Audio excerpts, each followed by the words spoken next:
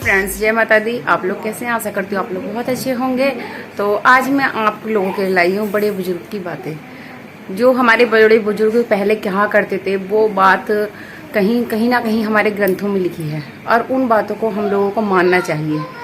तो आजकल क्या होता है कि आजकल हम ऐसे ही कुछ भी जो भी मन आता है उसी को कर लेते हैं, लेकिन फिर जब उसका परिणाम होता है हम अपने नियमों के अनुसार जो हमारे बड़े बुजुर्ग ने नियम बनाए, कहीं ना कहीं उन्होंने ग्रंथ पढ़े हैं, ग्रंथों में समझा है, जब भी वो हमको सब बात बताते हैं और हम उसका फॉलो ही नहीं करते हैं, फिर उससे क्या होता है कि हमें बहुत ज्यादा परिवार में दिक्कतें उठानी पड़ती हैं। फिर हम सोचते हैं अरे हमने तो किसी का बुरा नहीं किया, हमने तो नहीं किया, फिर हमें बहुत दिक्कतें हो जाती हैं। तो मैं वही बातें आप लोगों को बताना चाहती हूँ।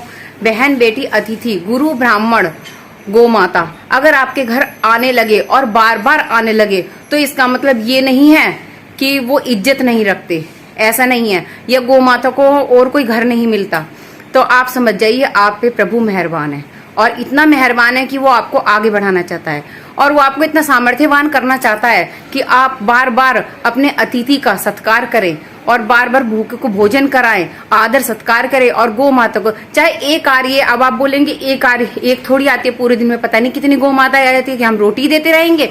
नहीं, ऐसा नहीं है। लेकिन मैं आपको बताऊं, जब आप सामर्थ्यवान हो, जब भी तो गौ माता आपके यहाँ चलकर आ रही है, तो क्या होता है कि अगर हम उन्हें एक रोटी दे देते हैं तो उससे हमारे परिवार का भला ही होता है।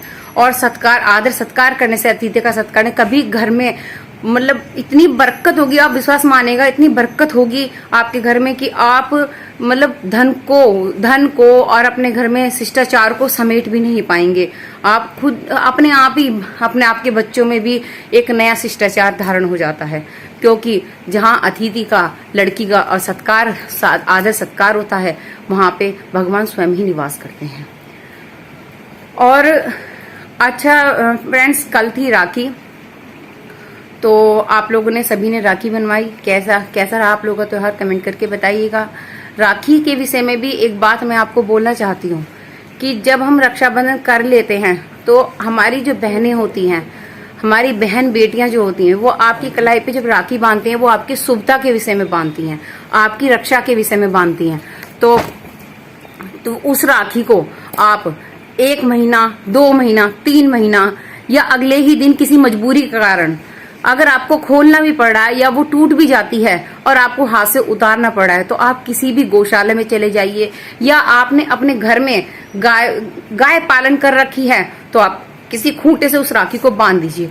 क्योंकि ऐसा मैं इसलिए कह रही हूँ, ये मैं नहीं कह रही हूँ, ये हमारे घर के बड़े देवी देवता और जो हमारे घर के बड़े बुजुर्ग थे, हमारे ग्रंथ थे, उसमें भी ये बात सम्मिलित है कि गाय के अंदर जो है 33 करोड़ देवी देवता वास करते हैं। और जब हम उस राखी को उन गाय के खूंटे से या किसी कील से लटका देते हैं या रख देते हैं, तो फिर वो लोग हमारी रक्षा करते हैं। हमारे ग्रह उल्टे हो जाए या ग्रह हमसे विपरीत चलने लगे या अचानक कोई एक्सीडेंट होने वाला हो या कुछ भी होने वाला हो, तो वो उनका फर्ज बन जाता है, क्योंकि वो रक्षा सूत्र एक बेटी ने, बहन ने बहुत ही इज्जत से आपके हाथों में बांधा है, आपकी भगवान से कामना करते हुए बांधा है।